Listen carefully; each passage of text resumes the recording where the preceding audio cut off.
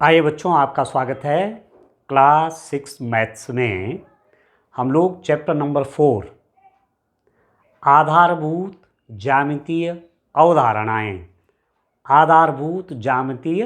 अवधारणाएं basic geometrical ideas, chapter number 4 अध्याय 4 वो पढ़ रहे हैं। एक्सरसाइज 4.1 के क्वेश्चन हमने सॉल्व किए। अब एक्सरसाइज 4.2 के प्रश्न भी हल करेंगे, पर उससे पहले कुछ बातें और जान लेते हैं, कुछ चीज़ों की जानकारी और ले लेते हैं कि एक्सरसाइज 4.2 में जो क्वेश्चन होंगे वो किस किस ज्यामितीय संरचना के आधार पर होंगे। ठीक है, जैसे मैं आपसे कहूं वक्र, कर्व क्या होता है? वक्र। ध्यान से आपने समझना है। जब आप थ्योरी को ठीक से समझ लेंगे, ठीक है, सिद्धांत को ठीक से समझ लेंगे तो न्यूमेरिकल करने में आपको आसानी हो जाती है। ठीक है, तो वक्र क्या होता है? जैसे मेरे हाथ में चौक है, ठीक है, आप अपनी कॉपी में पेंसिल लेकर के ऐसे माना चल रहे हैं, यूं बिना पेन उठाए। यहाँ से बिंदु ए से आप चले और बिंदु बी तक पहुँचे। पॉइंट ए से आपने चलना स्टार्ट किया और पॉइंट बी तक पहुँचे। तो ये जो शेप है ना, ये जो यहाँ पर एक रचना बनी, ये क्या है? इसका नाम है कर्व, इसका नाम है वक्र। ठीक है, तो ये जो वक्र हैं विभिन्न प्रकार के होते हैं। कर्व डिफरेंट शेप्स के होते हैं। जैसे मैं इस रूप में भी बना सकता हूं, ऐसे आप देख रहे हैं, ये फ्री हैंड से बनाया। ठीक है, ऐसा मैं ले सकता हूं। ये सब क्या है? ये है वक्र। और मैं आपसे कहूं कि वक्र का मतलब केवल मुड़ा होने से ही मतलब नहीं है। यदि हम स्केल की मदद से, ठीक है, स्केल की मदद से एक रेखाखंड खींचे, जैसे मेरे हाथ में स्केल है और मैंने इससे एक रेखाखंड खींचा, इसका नाम है रेखाखंड। क्या नाम है इसका? रेखाखंड। लाइन सेगमेंट स्टार्ट हो रहा है P से Q पर हो रहा है समाप्त, फ्रॉम P टू Q। ये क्या है? लाइन सेगमेंट है, रेखाखंड है, एकदम सीधा है। तो इसका ये भी एक वक्र है। गणित में इसको भी वक्र कहेंगे। ठीक है, मैथ्स में ये भी कर्व है। एक लाइन सेगमेंट में, एक रेखाखंड में ऐसा खींच लेता हूं। मैंने कहा ये CD, ये रेखाखंड मैंने ऐसा खींच दिया CD, एक लाइन सेगमेंट खींच दिया CD। तो ये भी क्या है? ये भी कर्व है, ये भी कर्व है, ये भी कर्व है। डिफरेंट शेप्स के आपके पास कर्व होंगे। ऐसा हो सकता है, कोई कर्व इस रूप में हो सकता है, इस रूप में हो सकता है कर्व। सब कर्व के डिफरेंट शेप हैं। वक्र के विभिन्न प्रकार हैं। ये विभिन्न तरीके से आप वक्रों को खींच सकते हैं। ठीक हो गया? तो यहां पर आपको ध्यान रखना है कि ये भी वक्र है, ये भी वक्र है, ये भी वक्र है। वक्र का मतलब केवल जैसे कोई रस्सी ऐसी पड़ी हुई है, ठीक है, रस्सी सीधी हो गई तब भी वो वक्र है गणित की भाषा में। ठीक है, कर्व कोई रोप भी हो सकती है। ठीक है, किसी रस्सी को आपने इस रूप में मोड़ दिया, इस रूप में कर दिया, ऐसा उसको कर दिया, तो सब किसके आकार बनेंगे? किसके आकृतियां बनेंगे? कर्व, वक्र की आकृतियां बनेंगी इस प्रकार से। ठीक हो गया? अब जब आप कर्व पढ़ रहे हैं, वक्र आप पढ़ रहे हैं, तो अब मैं इसके डिफरेंट और आगे अलग अलग भागों की ओर जाना चाहूँगा। मैं सबसे पहले देखता हूँ खुला वक्र क्या है? What is a closed curve? खुला वक्र, खुला वक्र, क्लोज्ड कर्व। क्लोज्ड कर्व क्या होता है? क्लोज कर्व मतलब जैसे मैं कहूं इस रूप में एक वक्र बनाया, ऐसे एक वक्र बना दिया, इसको बोलते हैं ये तो क्लोज कर्व हो गया।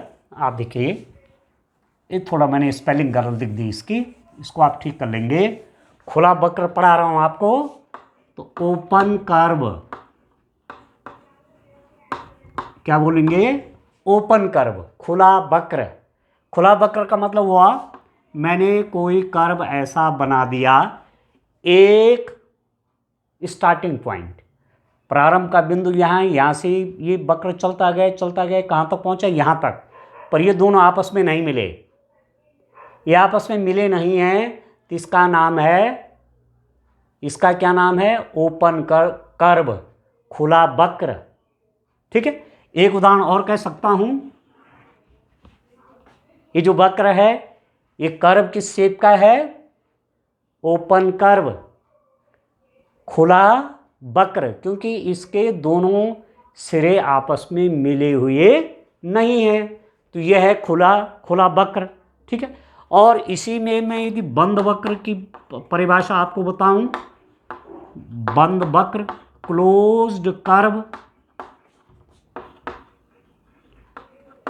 ठीक है, आपको अपनी पढ़ाई दोनों लैंग्वेज में रखनी चाहिए, दोनों भाषाओं में, हिंदी में भी जानिए, इंग्लिश में भी जानिए। ठीक है ना, जिससे आपको दिक्कत ना हो। माना कहीं पर इंग्लिश मीडियम में पढ़ाई हो रही है, ठीक है, और आपने केवल बंद वक्र ही जाना है, आपने केवल खुला वक्र जाना, आपने इनका इंग्लिश में नहीं जाना, तो फिर आपको कठिनाई होगी। इसलिए इंग्लिश भी और हिंदी भी दोनों साथ साथ चलानी है। ठीक हो गया। बंद वक्र क्या हुआ? क्लोज कर्व क्या हुआ? जब कोई वक्र इस रूप में हो गया, ये है बंद वक्र। जैसे कोई सर्किल होता है, कोई वृत्त होता है, कोई वृत्त आप खींचे, ये क्या है? बंद वक्र है, क्लोज कर्व है, क्योंकि इसके दोनों किनारे आपस में मिल गए हैं। ठीक है, दूसरा रूप में इस रूप में कह सकता हूं, ये वक्र कैसा है? क्लोज्ड कर्व, बंद वक्र है। ठीक है, तो पहले तो कर्व समझना है, वक्र क्या है वो समझना है आपको। ठीक, फिर उसके दो हिस्से मैं बता रहा हूं, खुला वक्र ओपन कर्व और बंद वक्र क्लोज्ड कर्व। ठीक है, तो ये चीज़ आपको जाननी है ठीक से। जब आगे न्यूमेरिकल करेंगे तो फिर आसान आपको हो जाएगा। आपको विभिन्न आकृतियाँ दे रहेंगी, माना इतनी आकृतियाँ दे दी और आपसे कहा इनमें पहचानिए कौन सा खुला वक्र है, तो आप देखेंगे हाँ ये भी खुला है, ये भी खुला है, पर ये तो बंद है, ये भी बंद है, ये भी बंद है। ठीक है, तो पहले एक बार थ्योरी को ठीक से समझ लेना चाहिए। ठीक हो गया। अब आप देखो, अब कोई वक्र मेरे पास है, उसमें और थोड़ा सा उसके बारे में और पढ़ाई कर लेते हैं और जानकारी ले लेते हैं। जैसे मैंने एक वक्र बनाया, मैंने एक कर्व बनाया, जैसे मेरे पास ये कोई कर्व है, ये क्या है? कर्व है। ठीक है, दिस इज ए कर्व, ये एक कर्व है, ये इसके अंदर का नहीं, ये है कर्व, ये है वक्र, इसके अंदर नहीं। ठीक है, जैसे कोई चूड़ी है ना, चूड़ी तो आपने देखी है, तो चूड़ी क्या है? चूड़ी अपने आप में एक वक्र का उदाहरण है। ठीक है, कैसा उदाहरण है चूड़ी? बंद वक्र। ठीक है ना, क्लोज कर्व है वो चूड़ी। बैंगल क्या है? क्लोज कर्व है। तो जैसे ये क्या है? बंद वक्र है।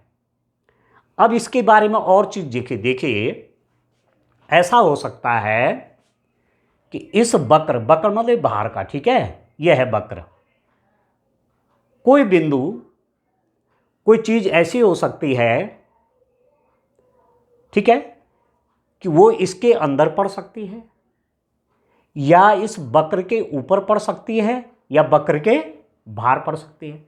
माना मैदान में आपने ऐसे एक आकृति बनाई, ऐसा एक वक्र बनाया, ठीक है, और एक छोटा सा स्टोन, एक छोटा सा पत्थर ऐसे फेंका वहाँ, तो हो सकता है वो पत्थर अंदर आ जाए, अंदर गिर गया, यहाँ पर स्टोन गिर गया कोई, या वो स्टोन इसके ऊपर आ सकता है या इसके बाहर आ सकता है। 3 स्थितियाँ हो सकती हैं कि कोई आकृति, कोई वस्तु इस वक्र के अंदर हो सकती है, इस वक्र के ऊपर हो सकती है और इस वक्र के बाहर हो सकती है, ठीक है। तो जब कोई आकृति वक्र के अंदर होती है, या यहाँ पर मैं बिंदु की बात करूँगा, इसको माना मैंने ऐसे कर दिया, ये इसको मैंने यहाँ कलर कर दिया, इसको शेडेड कर दिया, इसको छायांकित कर दिया ऐसे, ये, तो इसके अंदर माना कोई बिंदु ए है, तो ए बिंदु क्या कहलाएगा? ए बिंदु कहाँ स्थित है? इसके इंटीरियर में, अभ्यंतर में, इसको बोला जाएगा अभ्यंतर। क्या बोला जाएगा? अभ्यंतर, इंटीरियर, ठीक है। ए बिंदु कहाँ है? ये बिंदु ए कहाँ है? इस वक्र के अंदर है, अंदर वाले रीजन पर है। तो ये बिंदु ए कहाँ कहलाएगा? इस वक्र के अभ्यंतर में, वक्र के अंदर पड़ रहा है ये, ठीक है। This point A is in interior of this curve. इस कर्व के इंटीरियर में, अंदर कहीं पड़ रहा है, यहां पड़ रहा है, यहां पड़ रहा है, यहां पड़ रहा है, यहां पड़ रहा है, यहां है, कहीं पर भी है इसके अंदर, तो इसको बोलेंगे इंटीरियर, अभ्यंतर, ठीक है। पॉइंट पी कहाँ है? ये पॉइंट पी है, ये कहाँ है? इस वक्र के अभ्यंतर में है। Point P is in interior of this curve. अब एक पॉइंट की मैं बात ले लेता हूं, माना ये बिंदु है, बिल्कुल वक्र के ऊपर आप देख रहे हैं, ये है वक्र, तो बिंदु कहाँ है? इसके ऊपर है बिल्कुल, ठीक है ना, इसके ऊपर है। मैं कहूँ माना ये सी बिंदु है, ये वाला, ये बिंदु क्या है? सी है। तो ये कहाँ है? इसकी बाउंड्री में है, बाउंड्री या इसको हिंदी में बोलेंगे परिसीमा, बाउंड्री,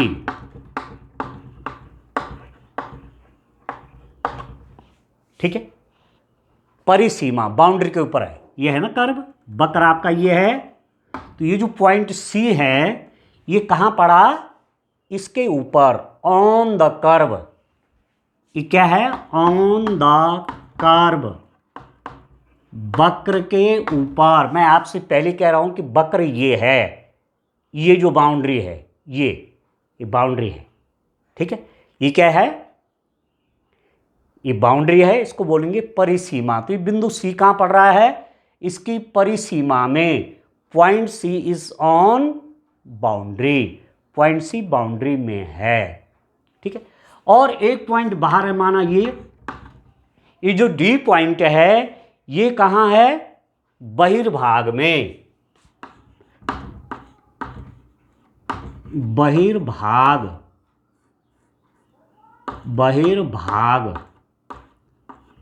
एक्सटीरियर,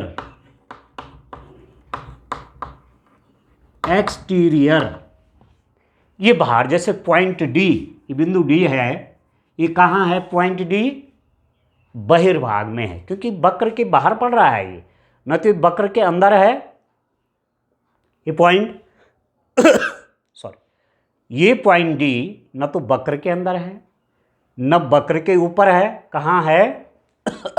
वक्र के बाहर है। तो पॉइंट डी कहाँ है? बहिर्भाग में है। पॉइंट डी कहाँ पड़ रहा है बच्चों? बहिर्भाग में पड़ रहा है। इंग्लिश में कहेंगे तो एक्सटीरियर में है। पॉइंट डी का है? एक्सटीरियर में है। या मैं कहूँ पॉइंट क्यू कहाँ है? एक्सटीरियर में है। एक पॉइंट यहाँ ले लिया, पॉइंट जेड कहाँ है? एक्सटीरियर में है। बहिर्भाग में है। और क्लास 11th में जब मैथ्स में सर्किल पढ़ाया जाता है वहाँ, ठीक है, वहाँ जब सर्किल पढ़ाया जाता है तो कोई पॉइंट सर्किल के ऊपर है। सर्किल जान रहे हैं ना, वृत्त। क्लास 11th में मैथ्स में एक चैप्टर है वृत्त, ठीक है, वृत्त पढ़ाया जाता है। तो कोई पॉइंट वृत्त के बाहर है, वृत्त के अंदर है या वृत्त पर है, उसके लिए टेस्टिंग होती है। कुछ मैथ्स की प्रक्रियाएं हैं, कुछ प्रोसेस ऑफ मैथ्स है, उसे मालूम चल जाएगा कि पॉइंट सर्किल के बाहर है, सर्किल के अंदर है या सर्किल के ऊपर है। ये बिंदु वृत्त के ऊपर है या वृत्त के बाहर है या वृत्त के अंदर है, सर्किल के इंटीरियर में है कि एक्सटीरियर में कि ऑन द सर्किल है। तो आप समझ गए होंगे अब किसी कर्व के अंदर पड़ने वाला कोई बिंदु क्या कहलाएगा, वो इंटीरियर में है, अभ्यंतर में है, वक्र के ऊपर पड़ रहा है, यहाँ यहाँ यहाँ कहीं भी, उसे बोलेंगे बाउंड्री में है, परिसीमा में है, ऑन द कर्व है। और बाहर कोई बिंदु पड़ रहा है जैसे डी है, क्यू है, जेड है, ये क्या है, इस वक्र के बहिर्भाग में है। बहिर मतलब बाहर का भाग, एक्सटीरियर में है। जैसे मकान बनाते हैं और उसके एक बाउंड्री बना देते हैं, बनाते हैं ना, मकान के बाहर एक बाउंड्री बनाते हैं ना, ठीक है। और हम जब घर में तो कहाँ हैं, इंटीरियर में हैं, उस बाउंड्री के अंदर हैं हम, इंटीरियर में हैं हम, अभ्यंतर में। यदि हम बाउंड्री के ऊपर बैठ रखे हैं, जो मकान की बाउंड्री बनाई, परिसीमा बनाई, यदि हम उसके ऊपर बैठ गए तो हम कहाँ हैं, परिसीमा में है, बाउंड्री में हैं, ऑन द बाउंड्री है, ठीक है। और हम बाउंड्री से बाहर चले गए, माना आप खेलने जा रहे हैं कहीं मैदान में, तो आप कहाँ पर हैं, बहिर्भाग में हैं, एक्सटीरियर में हैं, ठीक है। अब मुझे लग रहा है क्लियर हो गया होगा तीनों चीज़ें, अभ्यंतर क्या हुआ, परिसीमा क्या हुआ, बहिर्भाग क्या हुआ, इंटीरियर क्या है, बाउंड्री क्या है और एक्सटीरियर क्या है, ठीक है। अब देखो एक बात आता है, वक्र का क्षेत्र, वक्र का क्षेत्र, ठीक है, रीजन ऑफ कर्व। वक्र का क्षेत्र अपने आप में क्या हुआ, रीजन ऑफ कर्व। तो ये वक्र का रीजन है, ठीक है ना, वक्र का रीजन बोलेंगे इसको, इसको बोलेंगे वक्र का क्षेत्र, ठीक है। तो मैं आपसे क्या कह रहा हूं, मैं कह रहा हूं वक्र का क्षेत्र, रीजन ऑफ कर्व क्या हुआ, इस वक्र का अभ्यंतर और बाउंड्री, इस वक्र का, वक्र है ना, बंद वक्र है ना, इसका अभ्यंतर और परिसीमा क्या कहलाएगी, वक्र का क्षेत्र। रीजन ऑफ कर्व क्या कहलाएगा, यदि कोई पॉइंट या तो यहाँ है या इसके ऊपर है, कर्व के ऊपर है, तो हम कहेंगे ये रीजन ऑफ कर्व है। वक्र का क्षेत्र कौन कौन है, ये अंदर का, अभ्यंतर और ये जो सीमा बनी, इन दोनों को मिलाकर के क्या बनता है, वक्र का क्षेत्र बनता है। मतलब आपके मकान की जो बाउंड्री है, बाउंड्री और बाउंड्री के अंदर जो कुछ है वो कहलाएगा वक्र का क्षेत्र, रीजन ऑफ कर्व। क्लियर हो गए, ठीक है। अच्छा, अब चलते हैं बहुभुज क्या हुए, बहुभुज किसे कहते हैं। अब इसके ओर चलते हैं, बहुभुज क्या होते हैं, ठीक है। तब न्यूमेरिकल तब करेंगे, पहले इनको समझ लीजिए आप ठीक से, इनको समझ लेंगे ठीक से तो आपको न्यूमेरिकल करने में कहीं भी कोई दिक्कत नहीं आने वाली। तो ठीक से समझिए आप, जो मैं आपको थ्योरी बता रहा हूँ, ठीक है। आप देखते होंगे कि आपकी बुक में एक्सरसाइज से पहले कुछ लिखा रहता है, थ्योरी लिखी रहती है, उसको अवश्य पढ़ना चाहिए। ये दो थ्योरी आपने ठीक से पढ़ ली तो न्यूमेरिकल करने में आपको दिक्कत फिर नहीं होगी, ठीक है ना। तो चलिए अब मैं आपको क्या बता रहा हूँ, मैं आपको बता रहा हूँ पॉलीगन, बहुभुज।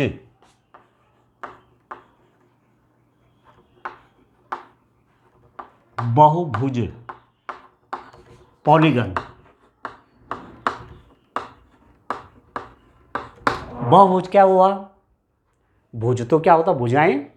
आपने त्रिभुज बना के भी देखा होगा, त्रिभुज बनाया आपने, त्रिभुज, इस पे 3 भुजाएं हैं। एक भुजा ये है, एक भुजा ये है, एक भुजा ये है। इसका नाम क्या है? त्रिभुज। त्रि मतलब 3, भुज मतलब भुजाएं। ये है त्रिभुज।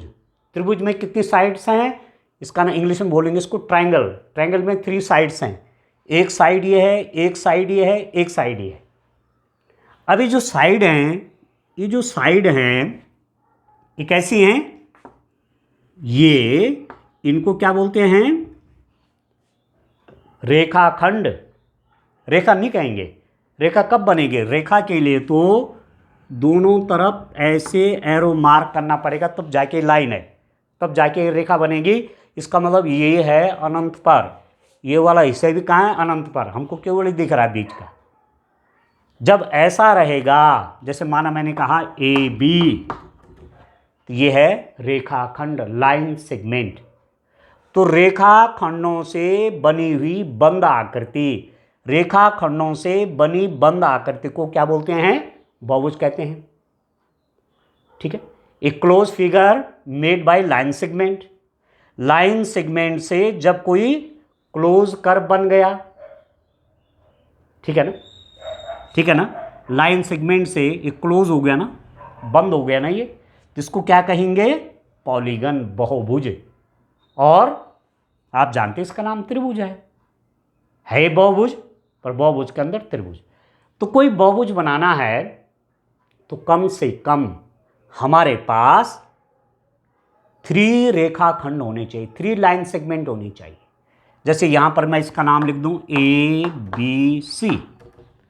एक रेखाखंड है ए बी, एक रेखाखंड है बी सी, एक रेखाखंड है ए सी। 3 रेखाखंडों को मिलाया, एक बंद आकृति बन गई, तो ये बन गया बहुभुज। अब वैसे आप इसका नाम जानते हैं त्रिभुज, पर ये बहुभुज है। ठीक है। तो कम से कम बहुभुज बनाने के लिए 3 रेखाखंड चाहिए। और बहुभुज में सबसे छोटा बहुभुज क्या है? त्रिभुज है। ठीक है। बाद में आप पढ़ते हैं, माना एक ऐसी आकृति आ गई, ये मैंने कहा ये पी क्यू आर एस, इसमें 4 रेखाखंड हैं। पी क्यू है, क्यू आर है, आर एस है, पी एस है। P Q, Q R S, P S बोलो या एस पी बोलो, 4 रेखाखंड हो गए। तो इसको बोलते हैं, ये भी बहुभुज है, ये भी पॉलीगन है। 4 line segment, P Q, Q R S, P S, 4 line segments हैं। इन्होंने जो क्लोज कप बनाया, इसका नाम क्या है? क्वाड्रिलेटरल, चतुर्भुज। 4 भुजाएं हैं, 1 2 3 4। इंग्लिश में कहते हैं क्वाड्रिलेटरल, हिंदी में कहते हैं चतुर्भुज। और है क्या ये? बहुभुज है। तो कोई बहुभुज बनाना है तो कम से कम 3 रेखाखंड चाहिए। To construct a polygon at least 3 line segments are needed. क्योंकि बंद होता है ना वो, माना आपके पास 2 ही हैं, एक तो ये है और एक माना ये है, तो ये तो कहीं बंद हुआ ही नहीं ना, तो ये बहुभुज नहीं बना, ये बहुभुज नहीं है। आया समझ में? ये पॉलीगन नहीं है, क्योंकि ये क्लोज नहीं हुआ ना, बंद नहीं हुआ। बंद करने के लिए एक और ऐसा जोड़ना पड़ेगा। ठीक है। तो किसी बहुभुज को बनाना है तो कम से कम 3 रेखाखंड चाहिए। To construct a polygon at least 3 line segments are needed. ठीक हो गया डियर स्टूडेंट? आप समझ रहे हैं? तो बहुभुज होता है, बहुभुज की भुजाएं होती हैं, ये साइड्स हैं, ये पॉलीगन की साइड्स हैं। इसकी भुजाएं कौन कौन हो गई? आप समझिए जरा, भुजाएं कौन कौन हो गई? भुजाएं हैं, एक भुजा है ए बी, एक भुजा क्या है? A B. ऐसा भी पढ़ सकते हैं बी ए, यहाँ से शुरू यहाँ से खत्म, यहाँ से शुरू यहाँ से खत्म, या तो ए बी बोली या बी ए बोली।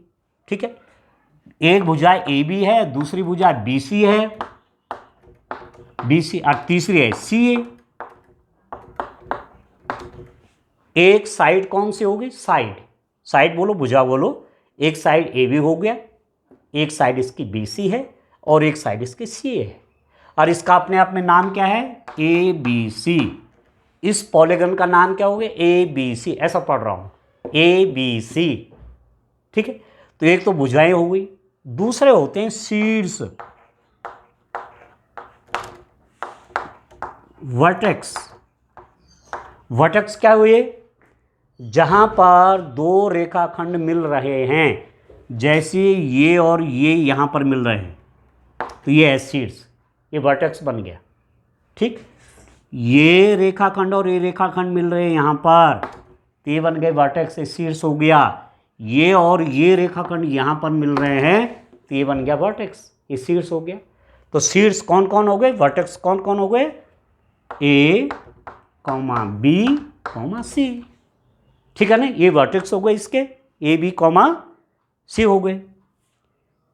ठीक है डियर स्टूडेंट, आप समझ रहे हैं ना बात को? चलिए अब इसके लिए देखिए, माना मैंने क्या बनाया, ये भी एक बहुभुज है, ये भी एक क्या है? पॉलीगन है, 4 साइड्स का पॉलीगन है, बहुभुज है। बहुभुज का नाम क्या है? P Q R S.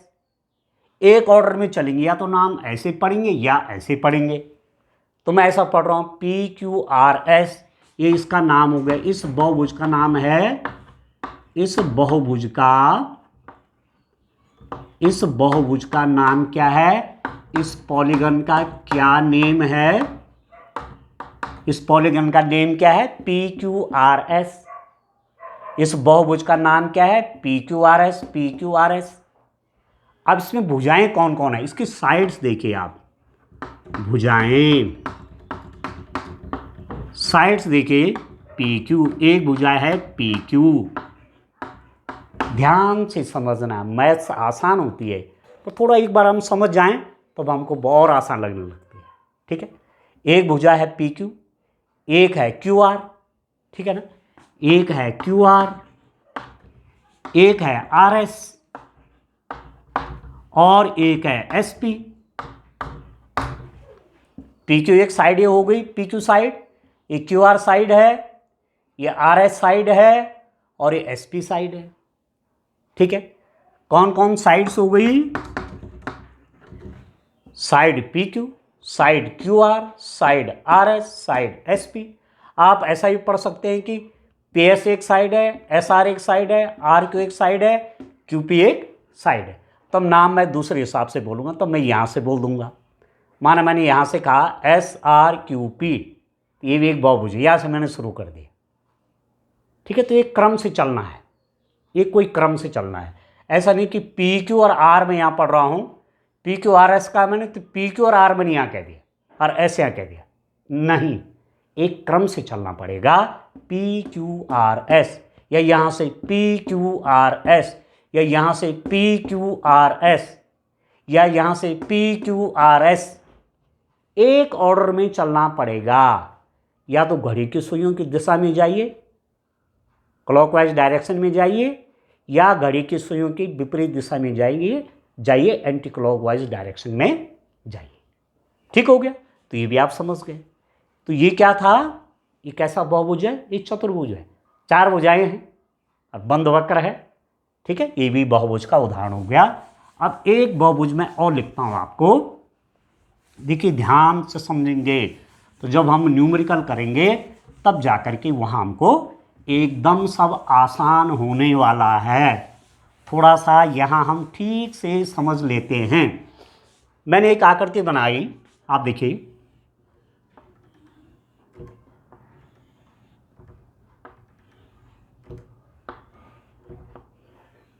ऐसा बना दिया। ठीक है, अब इसमें कितनी भुजाएं हैं आप देखिए, मैं नाम लिख लेता हूं, A B C D E, A B C D E, कितनी भुजाएं हो गई? अब भुजाएं पढ़िए बच्चों, मैं भी आपको बता रहा हूँ, आप भी अपने आप बताइए भुजाएं कौन कौन हो गई, साइड्स कौन कौन हो गई, किन किन साइड से मिलकर बना हुआ है। देखो ऐसे पढ़ रहा हूँ ना, ABCDE पढ़ रहा हूँ ना, मैंने इसका नाम लिखा ABCDE, ABCDE, ऐसा मैंने इसका नाम पढ़ा। तो एक भुजा हो गई AB, दूसरी हो गई BC, तीसरी हो गई CD, चौथी हो गई D और पांचवी हो गई EA। 5 भुजाओं से बना है AB, BC, CD, DE और EA। ठीक है, 5 साइड्स हो गई, AB side, BC side, CD side, DE side, EA side. आप अपने कॉपी में बना सकते हैं या आप 5 लकड़ियाँ लीजिए और उनको जोड़िए, उनको किनारे जोड़िए, तो ऐसा एक आकृति आपको मिल सकेगी। ठीक है ना। तो ये अपने आप में क्या है, ये भी बहुभुज है, ये भी पॉलीगन है। और ये पॉलीगन किस प्रकार का है, बहुभुज किस प्रकार का है, इसको पंचभुज बोलेंगे, पेंटागन। ठीक है, पेंटागन, पंचभुज है ये बहुभुज। बहुभुज मतलब 2 से अधिक भुजाएं जिसमें हों। बहुभुज की परिभाषा क्या है, जिस एक बंद आकृति में और जो रेखाखंडों से बनी है 2 से अधिक भुजाएं जब होती हैं तो उसको बहुभुज कहते हैं। A closed figure made by line segment and number of line segments are greater than 2, then we form a polygon। तो पॉलीगन में 2 से अधिक भुजाएं होती हैं। ठीक हो गया। अब ये क्या है, ये भी पॉलीगन है, ये बहुभुज है, पर इसका नाम है पेंटागन, 5 भुजाओं से मिलकर बना है। इसके शीर्ष कौन कौन है, इसके वर्टिसेस आप देखिए, वर्टिसेस, इसके शीर्ष आप देखिए, शीर्ष कौन हो गया, ए के है, ए। ठीक है, कोने समझ लीजिए, शीर्ष बोले कोने बोलिए, ये कोने हैं, ये शीर्ष ए, शीर्ष बी, शीर्ष सी, शीर्ष डी, शीर्ष ई। कौन कौन वर्टिसेस हो गए, ए वर्टिक्स है, बी वर्टिक्स है, सी वर्टिक्स है, डी वर्टिक्स है और ई वर्टिक्स है। 5 वर्टिसेस हो गए, ए बी सी डी और ई। क्लियर हो गया। ठीक है ना। ठीक है, अब आप देखो इसमें थोड़ा सा और आगे समझते हैं। ये जो शीर्ष है, जैसे ए और बी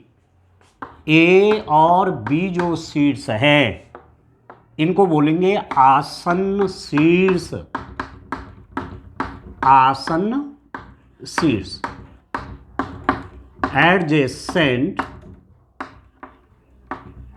एडजेसेंट वर्टिसेस। ठीक है, एडजेसेंट वर्टिसेस, आसन्न शीर्ष मतलब एक रेखाखंड के दोनों किनारों पर जो शीर्ष है। जैसे ये और ये क्या है, आसन्न शीर्ष है, ये और ये क्या है, आसन्न शीर्ष है। सी और डी क्या है, आसन्न शीर्ष है। डी और ई क्या है, आसन्न शीर्ष है। ई और ए क्या है, आसन्न शीर्ष है। एडजेसेंट वर्टिसेस, ए और बी एडजेसेंट वर्टिसेस, बी और सी एडजेसेंट वर्टिसेस, सी और डी एडजेसेंट वर्टिसेस, डी और ई एडजेसेंट वर्टिसेस, ई और ए एडजेसेंट वर्टिसेस। ठीक है, अब ए और डी आसन्न शीर्ष नहीं है। ए और D R not adjacent vertices, ये एडजेसेंट वर्टिसेस नहीं है, क्योंकि एक एक रेखा पे नहीं है। नहीं, आप देख रहे हैं ये तो अलग हो गया ना, एक रेखा खंड पे नहीं है ये। ठीक है, तो जब 2 आसन्न शीर्षों को मिलाते हैं तो बहुभुज की भुजाएं बनती हैं। 2 आसन्न शीर्षों को मिलाया तो बहुभुज की भुजा बन गई। जब हम 2 एडजेसेंट साइड्स को ज्वाइन करते हैं या 2 एडजेसेंट वर्टिसेस को ज्वाइन करेंगे तो क्या मिलेगा, साइड मिलेगा। एडजेसेंट वर्टिसेस को ज्वाइन करेंगे साइड मिलेगा। तो भुजा कब मिलेगी? जब दो आसन्न शीर्षों को मिलाएंगे। जब हम टू एडजेसेंट वर्टिसेस को मिलाएंगे तो हमें साइड मिलेगा। और जब हम टू ऐसे वर्टिस को मिलाएंगे जो एडजेसेंट नहीं है, दो ऐसे शीर्षों को मिलाएंगे जो आसन्न नहीं है, जैसे ए और डी आसन्न शीर्ष नहीं हैं, और यदि मैंने इनको मिलाया तो ऐसे मिला दिया स्केल रख करके यहाँ पर, ठीक है। या जैसे ये और ये आसन्न शीर्ष नहीं है, ये एडजेसेंट वर्टिसेस नहीं है, तो ये ज्वाइन कर दिया ऐसे। ये और ये आसन्न शीर्ष नहीं है तो इसको इससे ज्वाइन कर दिया ऐसे, ठीक है। ये और ये जोड़ दिए क्योंकि ये आसन्न शीर्ष नहीं हैं, एडजेसेंट वर्टिसेस नहीं, तो ये क्या बन रहे हैं? अब ये बन रहे हैं विकर्ण। याद रखना, ये क्या बन रहे हैं? विकर्ण, डायगोनल, इंग्लिश में कहते हैं डायगोनल। तो विकर्ण कौन कौन हो गए? देखो, एक विकर्ण है एडी, एडी एडी एक विकर्ण हो गया। दूसरा विकर्ण कौन हो गया? कोई भी ले लो, बीई, ये भी विकर्ण है, ये भी डायगोनल है। एक लिख दिया मैंने एसी, ये भी डायगोनल है, ठीक है। ए के लिख दिया, ए के नाम लिख दिया, ए के लिख दिया। और भी हो सकता है कोई, ए के और ये हो जाएंगे, इसको यहाँ ज्वाइन करिए, ज्वाइन करा दिए। ज्वाइन मतलब ऐसा स्केल रख दीजिए और मिला दीजिए ऐसे, ये। तो ये क्या बन रहा है? ये क्या बन रहा है? ये विकर्ण है। तो बी डी क्या हो गया? विकर्ण हो गया। तो डायगोनल आपको कब मिलेंगे? विकर्ण कब मिलेंगे? जब हम दो शीर्षों को मिलाएंगे जो आसन्न नहीं है। जैसे ये और ये आसन्न नहीं है, तो इनको मिला दिया तो क्या बनेगा? विकर्ण बनेगा, और उसका नाम हो जाएगा ई सी। टू वर्टिसेस हैं, ई और सी वर्टिसेस हैं, पर ये एडजेसेंट नहीं हैं। जब मैं इनको ज्वाइन करूंगा, इनको मिला दूंगा, तो क्या बन जाएगा? विकर्ण बन जाएगा, ठीक है। अच्छा, अब मैं आप देखो एक आकृति ऐसा लेता हूं। आप देखिए, ये आकृति ले ली मैंने, ये, ठीक है। इसका मैं नाम कह सकता हूं P Q R S. P और क्यू आसन्न शीर्ष हैं, P and Q are adjacent vertices, Q and R are adjacent vertices, R और एस क्या है? आसन्न शीर्ष हैं, एडजेसेंट वर्टिसेस हैं। एस और पी क्या है? एडजेसेंट वर्टिसेस हैं। पर पी और आर एडजेसेंट नहीं हैं, तो मैंने इसको इससे मिलाया ऐसे, इस शीर्ष को इस शीर्ष से मिलाया, क्योंकि ये आसन्न नहीं है। इस शीर्ष से इसको मिलाते तो इसका नाम क्या हो जाएगा? विकर्ण। ये है डायगोनल, विकर्ण, ठीक है, डायगोनल, ठीक है। और ये भी आसन्न नहीं है। आसन्न मतलब एक ही रेखा खंड पे होना, तो ये अरे तो कहीं एक रेखा खंड पे नहीं है, ठीक है। ये एडजेसेंट नहीं है, ये आसन्न नहीं है, इनको मैंने ज्वाइन कर दिया, ऐसे ही मिला दिया मैंने इनको, तो ये भी क्या बनेगा? दिस इज ए डायगोनल, ये भी हो जाएगा विकर्ण, विकर्ण, डायगोनल, डायगोनल। और विकर्ण का नाम क्या हो गया? इस विकर्ण का नाम क्या हो गया? एस क्यू बोलो चाहे क्यू एस बोलो, मैंने लिख दिया क्यू एस। इस विकर्ण का नाम क्या था? P R. यह है पी आर डायगोनल और यह है एस क्यू डायगोनल या क्यू एस डायगोनल। एक विकर्ण क्यू एस है, एक विकर्ण आपका पी आर हो गया, ठीक है। तो कोई आकृति आपके पास एग्जाम में भी आता है, परीक्षाओं में भी आता है, एक आकृति दी हुई है और आपको क्या कहा गया? उन्होंने कहा इस आकृति के क्या बनाइए? इस आकृति में विकर्ण को खींचिए, इस आकृति के विकर्ण बनाइए, इस आकृति के विकर्ण खींचिए। जैसे मैं एक आकृति ऐसे बनाता हूं,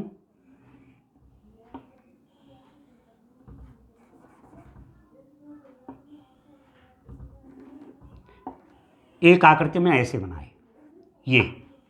अब इसके पहले नाम लिख लो, P Q R S T, 1 2 3 4 5, 5 sides हैं, 5 भुजाएं, PQ है, QR है, RS है, ST और TP है। ठीक है, 5 साइड्स हो गई, PQ side, QR side, RS side, ST side और TP साइड्स। और ये वर्टिसेस हो गए, P vertices, Q vertices, R vertices, S vertices, T vertices. P seeds, Q seeds, R seeds, S seeds और T सीड्स। अब ये कैसे शीर्ष हैं? आसन्न शीर्ष हैं। P और Q क्या है? एडजेसेंट वर्टिसेस हैं, पर P और R एडजेसेंट नहीं है। P और R आसन्न शीर्ष नहीं है, तो इनको यदि मैंने ज्वाइन कर किया, इनको मैंने मिला दिया तो बन गया विकर्ण। तो विकर्ण PR क्या बन गया? विकर्ण। ये डायगोनल बन रहे हैं, डायगोनल। ठीक है, PR बन गया। Q और S आसन्न नहीं है, एडजस्टेंट नहीं है, आपने इसको इससे मिलाया तो QS एक डायगोनल हो गया, QS। ठीक है, Q और T आसन्न नहीं है, आपने मिलाया ऐसे तो QT क्या हो जाएगा? ये भी डायगोनल हो जाएगा, ये भी विकर्ण बन रहा है। ठीक है, Q और S को मिलाया, एक विकर्ण बना, Q और T को मिलाया, एक विकर्ण बन गया। अब देखो, R और S को मिलाएगा तो साइड बनेगी, पर R और T को मिलाऊंगा तो विकर्ण बनेगा, क्योंकि ये आसन्न नहीं है। तो इसको मैंने मिला दिया, तो TR बोलो या RT बोलो, एक विकर्ण बन गया, RT। एक RP तो लिखा हुआ पहले से। ठीक है, अब S देखो, S इससे भी मिल गया, S इससे भी, इससे नहीं मिला अभी। ठीक है, तो S और P आसन्न नहीं है, S और P एडजेसेंट वर्टिसेस नहीं है, तो इसको मैंने मिलाया तो एक वर्टेक्स से बन गया SP। SP बोलो, PS बोलो। तो इस रूप से, इस रूप में हम डायगोनल खींचेंगे, हम विकर्णों को बनाएंगे। ठीक है ना? तो पेपर में भी आएगा, कोई कंपटीशन जब आगे देंगे तो एक आकृति दी रहेगी, आपसे बोलेंगे पहचानिए इसमें भुजाएं कौन हैं, शीर्ष कौन है, विकर्ण कौन है, इस फिगर में वर्टिसेस कौन है, साइड्स कौन है, डायगोनल्स कौन है। ठीक है, तो ठीक से इस वीडियो को समझना, फिर जब न्यूमेरिकल एक्सरसाइज करेंगे तो आपके लिए आसान होगा। ठीक है, थैंक यू।